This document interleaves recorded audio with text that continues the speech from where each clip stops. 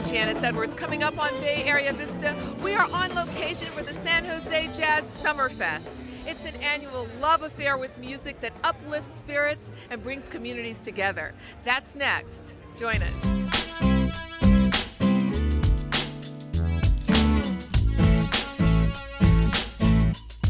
Bay Area Vista, Vista. Bay Area, Bay Area Vista, Vista.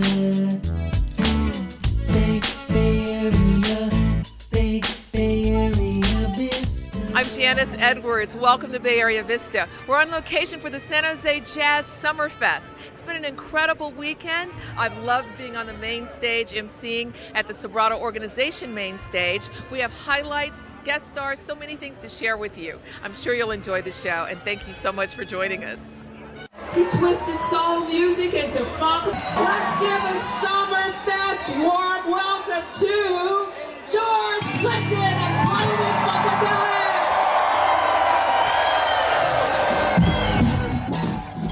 Put your hands in the air. Put your hands up. Put your hands up.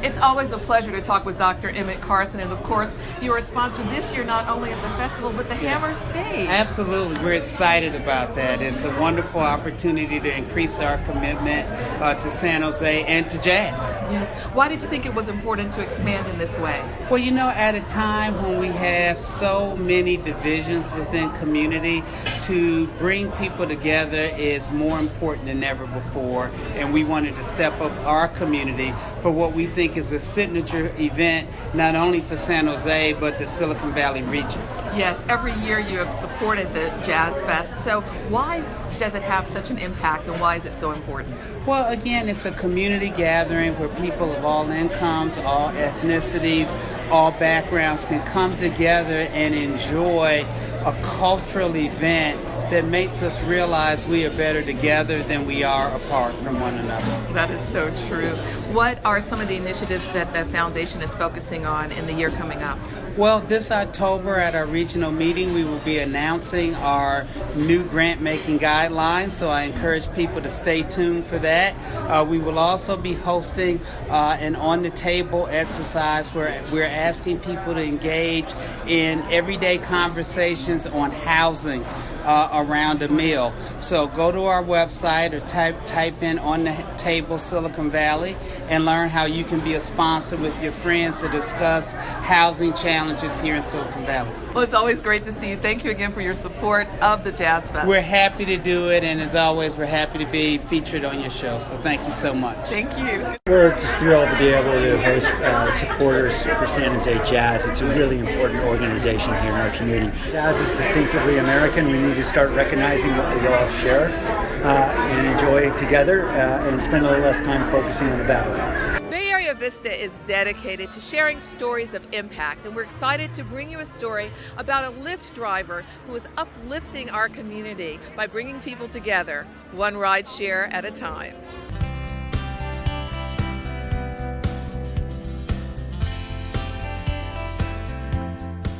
I'm Janice Edwards. Here on Bay Area Vista, we like to focus on people in our community who have given back in a big way. We call them our Bay Area Vista Uplifting Spotlights. And today we're talking with Gary Mosier. Now, he may be familiar to you because he's been in many movies, and he is, of course, a Lyft driver. Gary, nice to meet you. My pleasure.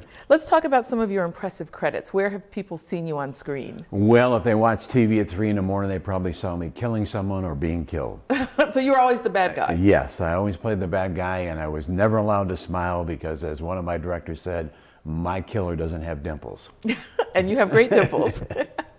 So Hollywood for many, many years, and then you came to the Bay Area. How did you wind up driving for Lyft? It was actually supposed to be just part-time, and once I got started doing it, I realized that I really enjoyed talking to people and interacting with the people, and I found that I was getting much more out of driving a few hours a day. I began to realize that I was having an impact on people's lives in a very short amount of time, but I felt like I was communicating with the world, and it felt good. You're a veteran, and you had a life-changing incident. I was in Germany at the time of the Baader-Meinhof gang, which was later known as the Red Army faction. But I was on Strasse ammo dump, and they were going to try to take over the ammo dump, and threw a Molotov cocktail in the guard tower, and I had a choice of jumping out of the guard tower or burning. And so I jumped out of the guard tower and cut my hand pretty much in half and shattered my right leg. But I'm in good shape now. My golf game's pretty good. I'm an 11 handicap, so life could be worse. My granddaughter Jessica is going into Cornell to be a veterinarian, and when I got that news, I was at the same time excited and terrified because I knew that I was probably going to have to help. And that's okay, because if you're in a position to do that and you love your grandkids, then why not?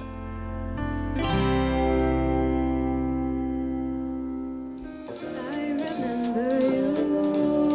You're the one who made my dreams come true. We're backstage at the San Jose Summer Jazz Fest talking with Michael Davis and Dan Gordon. Hip Bone Big Band is about to perform. They're childhood friends. It's going to be great to talk with them briefly because they've got to get on stage in just a minute. So Mike, I'll start with you. How did this whole thing begin?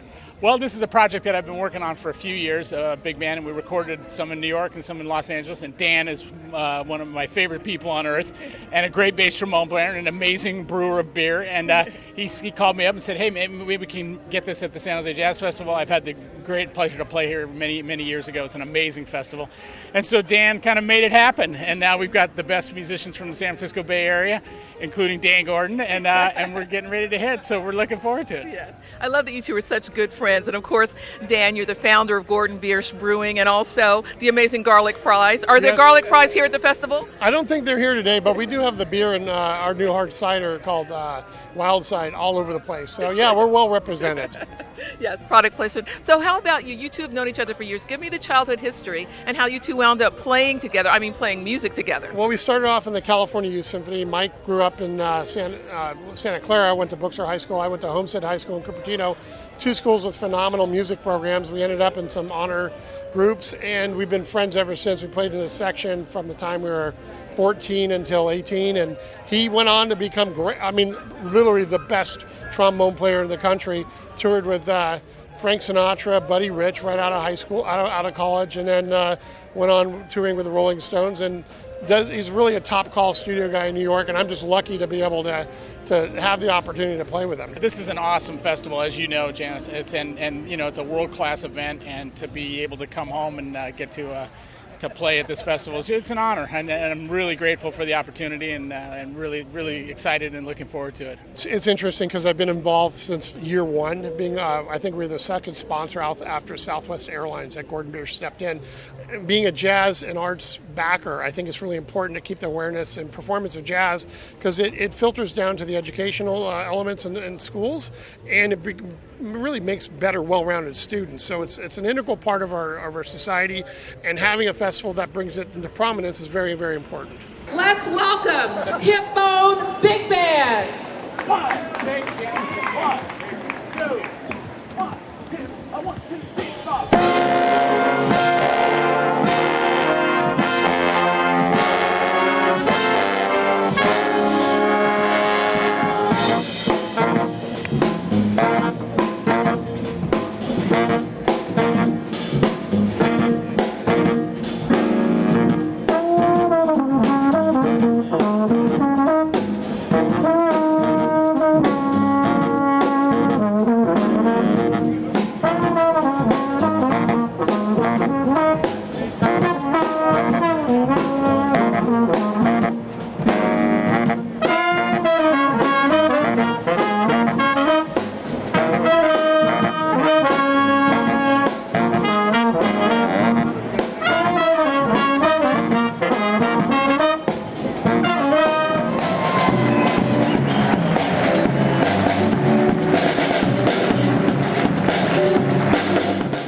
I am just thrilled to talk with Dayme. I said earlier, bienvenido, welcome. We're excited to have you here. Is this your first time at the San Jose Jazz Fest? Yes, I think so. Yeah. How did we get so lucky, and what are your thoughts about what you've experienced so far? Well, yesterday I just arrived and I got to see some of the Chris Botti gig. That was amazing. Yes. So I didn't get the chance to walk around and enjoy the city, but this little square that I have been running, it's really beautiful. It's one of the best squares around. We can tell you that. Great. Well, you know, Eric gave you a wonderful introduction, but I'd like to go back to 9 years old. When did you know that you first had the gift? I was wondering, what is the gift? If it's about being a musician and having talent to sing, I think I never realized that I had talent to sing. It just came with me all the time. I was carrying this way to sing. My parents took care for it, because when I was like 4 years old, I remember, I don't remember nothing. My mom says that to me. She said that she took me to a competition. Basically, it was like a party for kids, but they had a singing competition. And I wanted to sing, and my mom was like, no, you're too small, you come here, you don't, and I'm gonna sing. And my father was like, leave her, she's just a kid, she's gonna have fun. So I went to the stage, really excited to sing my song. And every kid had the opportunity to sing once, and I remember just that my mom telling me that I sang a crazy song from a Mexican singer called Selena. What was the song? Do you, can you sing a little bit? Yeah, I think it was like, yo tenía una esperanza en el fondo de mi alma. And 4 years old. 4 years old like that, right? My mom says that I was moving my arms and going crazy. I was like the queen of drama. So basically, I won. Maybe my singing wasn't the best one, but I was such a character in the stage.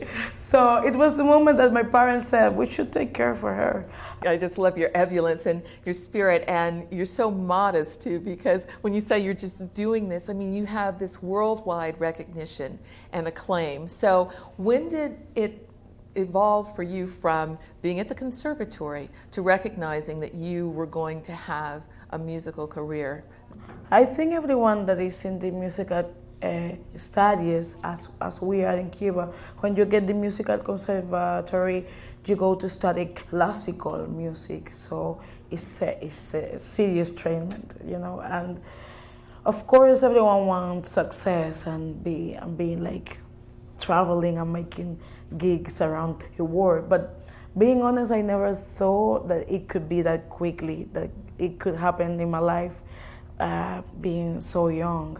I thought that maybe my life could be like singing in a band, like joining a band for a long time, and then at one point of my life deciding to launch my solo career. But I never thought to be like in my early 20s, like doing my own stuff and leading a band and everything. Gracias, gracias. Gracias, gracias.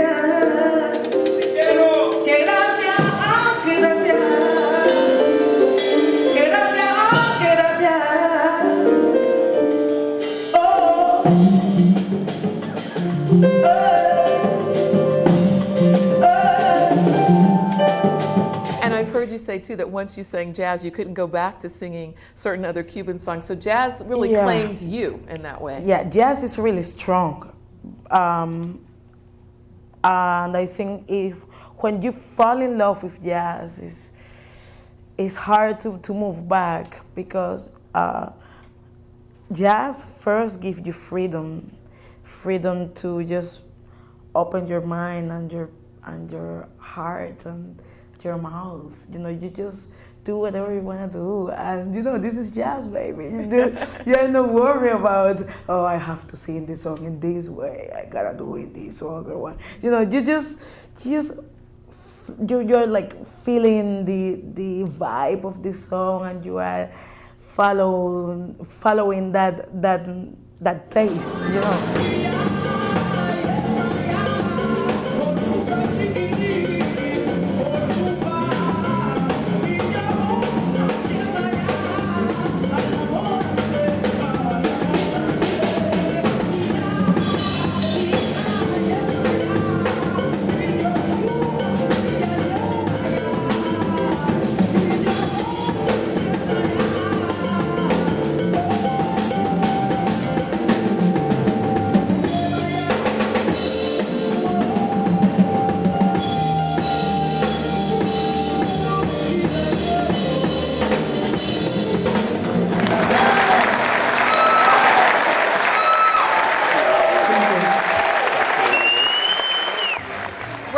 Has been over emceeing at the Forager stage here at the San Jose Jazz Summer Fest. Stop by backstage at the main stage to chat with us a little bit about everything that's going on. Nice to meet you. Nice to meet you as well. Lovely to have the invite to do this. Oh, absolutely. First of all, how has it been going over there? It's fantastic. I mean, the whole festival, you know, every year when I do this, I feel like I should clone myself 5 times over to see everybody that I want to see, because we bring in so much talent that's on, you know, our 10 stages simultaneously. So I've already walked about 10 miles today, I think. What inspired your love of jazz? How did it start for you? You know, I really think it started with my mom. She was a principal influence. She had records. Not that she was necessarily a big jazz fan, but she had, you know, Ella Fitzgerald and Nat Cole and Tony Bennett and Herb Alpert and the Tijuana Brass. We had those records at home, which I would listen to. And then also on television, you know, back in those days, Ed Sullivan and Steve Allen would have on jazz greats. So you'd see Louis Armstrong, or you'd see the Bill Evans Trio. And I was so intrigued by that music, and I didn't necessarily understand it, but I knew that I wanted to understand it, and I knew that I wanted to learn more. And then, of course, I went through my rock phase, but I came back to jazz, and it was, I really think it's so important to expose children at an early age to this great music. I tell people I'm not really a big festival guy. I don't necessarily like big crowds. I would never miss this because it's so important to the city, and it's a great festival. I think it's one of the best festivals in the world.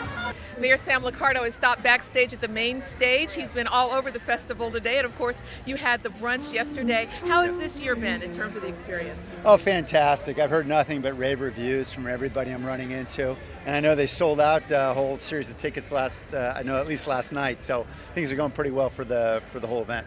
What does this mean for the city? Well, this is a great way for us to brand San Jose as a cultural center in the community. I know that, you know, the city grew so fast, and because of the nature of tech and all the changes in the community here, we really haven't had the opportunity to develop the cultural center that I think that other big cities have. San Jose Jazz puts us on the map, and it's something we hope will really grow organically in the years ahead.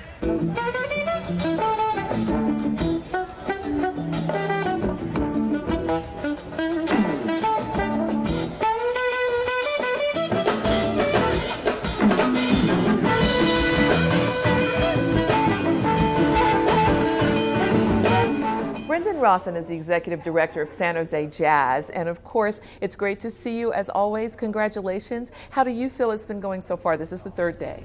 Yes, so far so great. It's been a wonderful couple of days. Thank you for emceeing for us on the main stage. It's been a great lineup. Love it. Right? It's boy, yesterday on the main stage was outstanding. Oh yeah. It was great. Angelique Kidjo, and Pedrito Martinez, and Chris Botti. That was great. Crowds were dancing all afternoon. I know. And it was really nice to see everybody getting to all the different smaller stages and stuff at the festival. So that was encouraging. It is a huge planning event. I know that this takes so much. But tell me, what inspires you personally to continue to do the work? I think for me, a lot of it is just the wonderful format that jazz sort of provides. We obviously program a bit broader than what folks maybe traditionally think of as jazz, but even just that part of the salsa stage or Latin jazz programming, or some of the straight ahead stuff that we're doing, or what we sort of market as our Jazz Beyond, which is a lot of artists more R&B and working electronic stuff, and who are really influenced by jazz artists that are doing some great crossover work. So I think that much of how much it weaves itself into different and draws upon different music traditions is just endlessly fascinating each year. See who do we get to bring to San Jose. Yes, and in terms of the youth and how the proceeds from the festival benefit, can you talk about those programs? Yeah, so we have 3 key education programs that we work every year. We have an all-star high school all-star band, which the jazz studies director I saw them this morning. From San Jose State leads for us. And then we do a couple of summer jazz music camps for kids each year. A couple hundred kids participate in those. And then we have our Progressions music education program here in the Franklin McKinley School District in San Jose. And that's a couple of hundred kids for after-school music ed.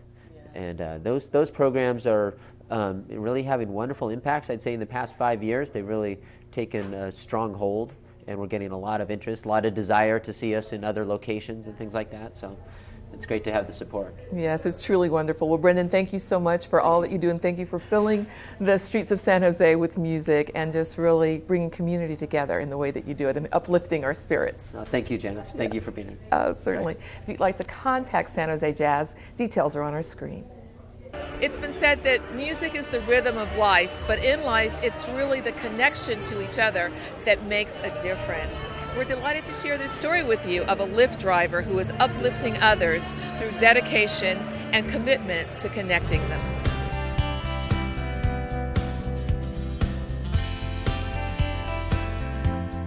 Today, in this uplifting spotlight, we're focusing on Lyft driver Mimi Fan.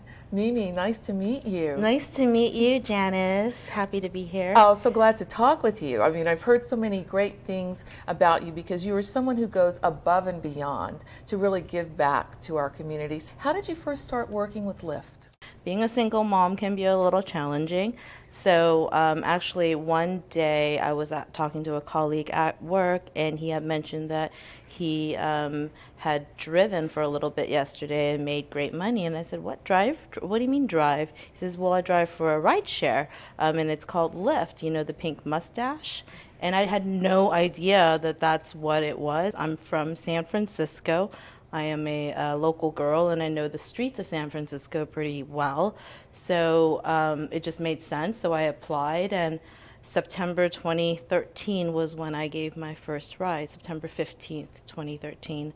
And I just fell in love. Soon afterwards, because I was such a highly rated driver, I got an invite to become a mentor, which is to essentially train drivers to welcome them into the Lyft community. I come from an immigrant family. My family had their own businesses, and because they had their own businesses, they really put me to work. Since I was 14 years old, they wanted me to stay out of trouble. Then my mom is she comes from the beauty industry and has many nail salons in San Francisco. And, she started putting me in a salon, answering phones at 14 years old. And I think that's what really, kept up this great work ethic. But at the same time, I was able to connect with people and talk to people and be social. Most oftentimes, I found that a lot of my passengers really, truly enjoyed needed really an ear to listen to them. There are often times where I think people are really lonely and they may not have as many people to talk to. Hence, maybe, or talk to that won't give judgment to anything that you would say. If I've really affected them, any of my passengers, in a positive way, then I feel that I've done my job. Woo! Hot like fire, Emilio, hot like fire. You ready? Hot like fire. Leave it there, Emilio. San Jose, you ready? The world-famous Rick and Russ show featuring CJ Flash is on the scene of the San Jose Jazz Fest, giving everybody so much joy. Big Russ, how you doing? I'm great. I am absolutely fantastic. Even with the makeup, I'm fantastic. Okay. Yes. Makeup by Sarah Dashy. We thank her very much. CJ, how about you? Fantastic. Fantastic. He took my line. Oh. Fantastic. So how's it being back this year for you? It's good. It's good. We're having fun. The weather is beautiful. People are beautiful. Music is beautiful. The bands, live music. What more could you ask for? Good food, good people, good energy. It's good look. It has been a great year, and you were particularly struck by last night with Chris Botti. I was shocked. I wasn't a huge fan before. His set was so smart. You looking forward to the Whispers tonight? Oh, absolutely. Absolutely. We've been working with the Whispers for a long time, and we've been following them since we were this big, so absolutely. What's your favorite song? Can you sing a couple of bars? You know what? Olivia. No, I'm not going to sing Olivia, but Olivia is one of my favorites. So excited to talk with the Whispers before they take to the stage. First of all, welcome to San Jose. Have you played this festival before? You have over the years, I believe. Yes, we have, but more than that, which is where we kind of honed our skills. We played a club here in San Jose many, many years ago. What's the name? Safari Club. And we used to play it every week, I guess for about 6 months. And we were able to do all of our creating and whatever we did, and thank God for San Jose, they kept us going. Well, we're glad to welcome you back. Tell us what it means to see San Jose. They're getting ready to welcome you with such love. Oh, it's always great. I mean, you know, after doing this for 52 years, it never gets old to hear your fans loving you back like we love them. So it's going to be an honor to perform here in San Jose for them. And we're going to find it, they're going to get to see something special today because we're going to give it all we got, that's for sure. I know someone was asking for Olivia. Are we going to hear Olivia? Oh, yeah, definitely. You're going to hear Olivia, Bolivia, We Willie, all kind of Olivia. Everything, yes. We want to show out for San Jose, let me tell you. That's great. What is the secret to keeping things going for 52 years? That's incredible. Keep it simple, stupid. You know, we know who we are. We know what we do. We don't go no further than that. We sing R&B, rhythm and blues. God has blessed us to keep singing it, and we never forget that. Okay. You think you want to add? Well, just humility, you know, like Walter said, knowing who you are. But it's always about being humble and thanking every day to be able to do what you love to do and get paid for it. It's just a blessing in itself. I think it's desperation. No, I mean, hey, like he said, it's an honor, you know, to do what we're doing, to be putting along at this 52 years, almost 53 years, because of the man upstairs and these people. That's all it's about. Faith has played an incredible role. He's in charge. We tell our audience that every time. It's not us, it's him. And you all have stayed together in terms of the people who tour with you all this time too. What is it that you instill in your members that keep them staying with you? I think they can kind of sense it's a family.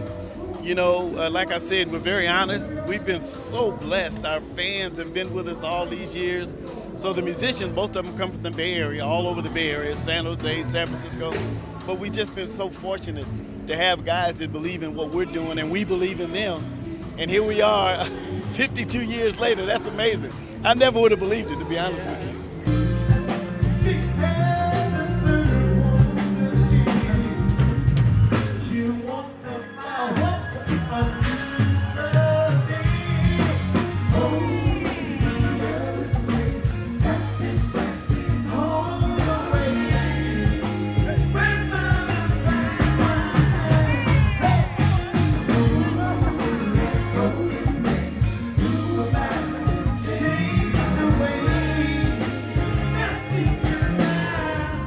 That's our show. I'm Janice Edwards. Thanks for all that you do to make our world a better place, a more musical place, and a more loving place. Please join us again next time. We look forward to seeing you then.